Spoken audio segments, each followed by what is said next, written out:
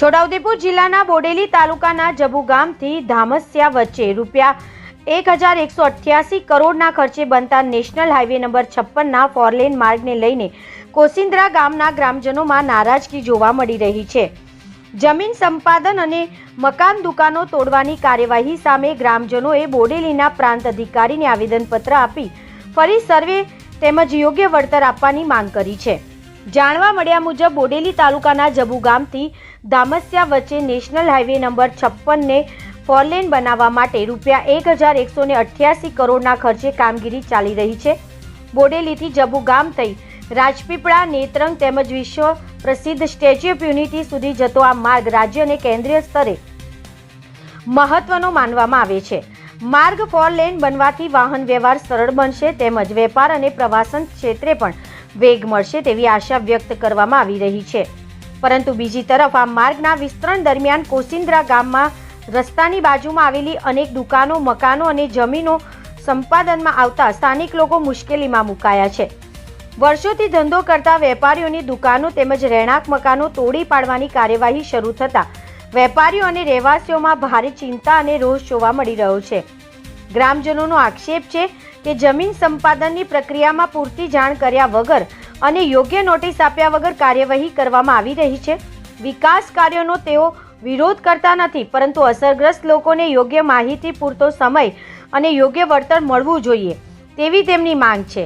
કોસિન્દ્રા ગામમાંથી પસાર થતો આ નવો હાઈવે નિર્ધારિત નકશા મુજબ બનશે તો અંદાજે 500 જેટલી દુકાનો અને મકાનોને નુકસાન થવાની ભીતિ ગ્રામજનો વ્યક્ત કરી રહ્યા છે, જેના કારણે અનેક પરિવારોના રોજગાર અને વસવાટ પર સીધી અસર પડશે તેવી ચિંતા પણ વ્યક્ત કરવામાં આવી રહી છે।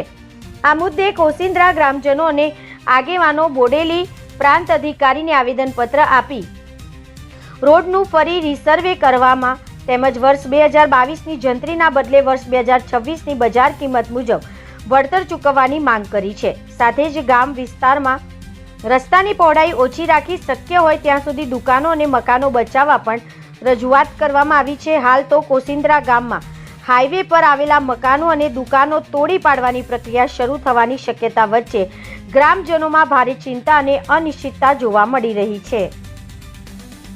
અમારે 2 ઘર છે, 2 દુકાનો છે, બધાના ઘર, મકાન, રોજગાર છીનવાય છે।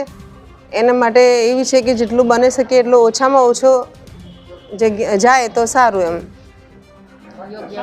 યોગ્ય વર્તન મળે તો સારું। એમ અમારું તો બધું છીનવાય છે, મકાન, દુકાન, રોજગાર। મેન તો રોજગાર જાય, મકાન ચલો કંઈ નહીં, રોજગાર હો જાય છે।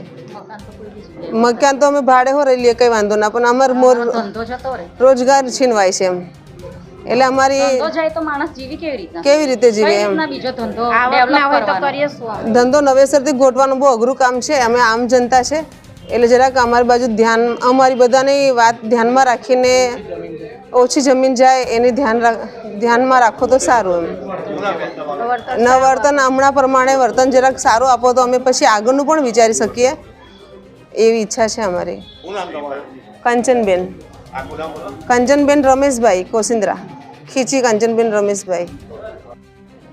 અમે કોસિન્દ્રાના ગ્રામજનો અને NH56માં જેમના સંપાદનમાં જગ્યા જવાની છે, જેમાં મકાન, દુકાન અને ધંધા રોજગારવાળા બધા જ આજે અહીંયા આવેદનપત્ર આપવા માટે માનનીય શ્રી પ્રાંત અધિકારી શ્રીને આપેલ છે।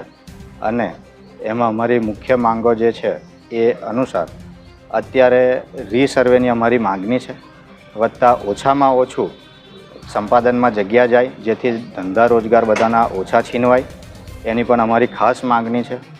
એ સિવાય અમને 2022 અનુસાર જે કંઈ જંત્રી અને એના પ્રમાણે જે ચૂકવણું કરવામાં આવવાનું છે હજુ આવેલ નથી, પણ જે સંપાદન કરવા માગે છે એ નવી જંત્રી અને હાલમાં 2026ના બજાર ભાવ પ્રમાણે ચૂકવે એવી અમારી માગણી છે।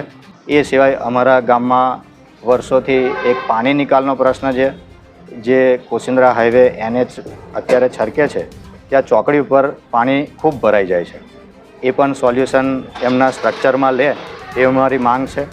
એ સિવાય આ બધાના જ ધંધા રોજગાર વધારે જગ્યા સંપાદન કરે તો જ જાય એમ છે, તો મિનિમમ જેટલી જરૂર છે એટલું એ સંપાદનમાં લે એવી અમારી ખાસ માંગ છે। અને વળતર નવા પ્રમાણે અને બજાર ભાવ પ્રમાણે આપો એવી માગણી છે. હેમંત પટેલ.